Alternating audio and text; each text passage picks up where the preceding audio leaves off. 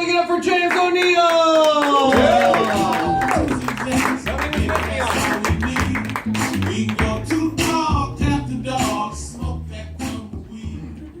I don't know the words to this song, and I am a bad stoner because of it.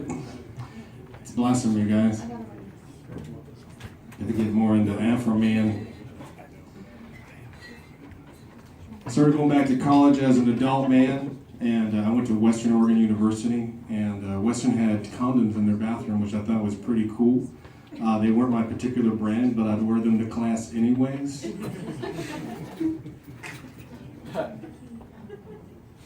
For safety. My first upper division history professor, he told me, James, I think you have a learning disability because I was doing so poorly in his class. And I was like, oh shit, he caught me. Then on second thought, I was like, well, maybe I will run with this. And like, I will just like let him think that I have a learning disability. That way on my last paper, he'll just be like, aw, you drew a star.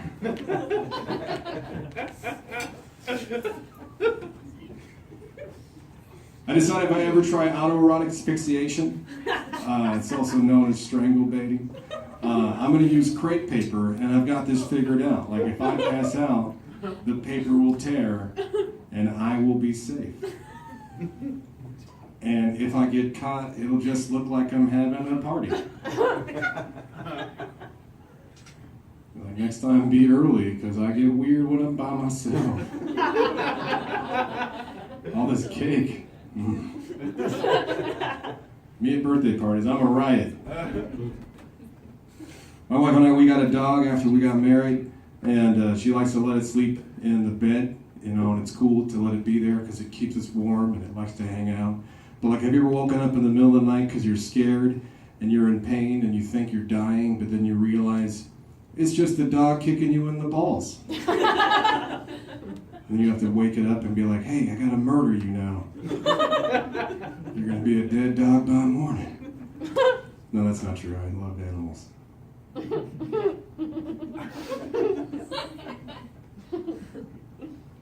take my dog to the vet because I'm responsible. But I also smoke a lot of weed, which means I'm really quick on my feet. And the last time we were at the vet, the veterinarian was like, we got to get this dog's weight. And I was like, okay. But she doesn't like to sit on the scale very patiently. She likes to walk around. So I had to concoct this idea. And I had this idea where I was going to pick her up and hold her and then weigh the two of us and then weigh myself after. And we were going to do some math.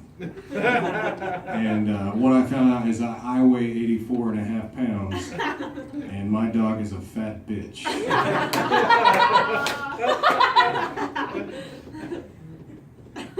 Later on in the veterinarian room, I heard the doctor say from the other side of the room, she's like, that's a big boy.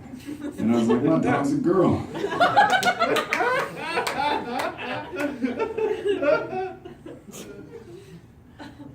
I went to the doctor for myself, and they asked me, James, have you ever been tested for diabetes? And I was like, no. And they were like, well, we're gonna do that now. And then I found out that early on I was an at-risk diabetic, which scared the shit out of me. But the doctor, he was using peculiar verbiage. He's like, James, you gotta stop what you're doing because you could slip into diabetes. And I was like, holy shit, like I could fall into this stuff? Like I'm gonna be running, mostly walking around. And I'll just twist my ankle and say, run for your life, it's the diabetes. I've never done that before. It's the diabetes. Really proud of that. But he's like, James, you gotta stop eating so much white food. And I was like, oh no. He's like, you gotta stop eating so much white food, like white bread and white rice and white people. And then I had to go home and tell my wife, and I said, listen, babe, it's black chicks from here on out. I learned about this at the urgent care. It's a diagnosis. All right, guys, thank you very much. That's the end of my coherent rambling.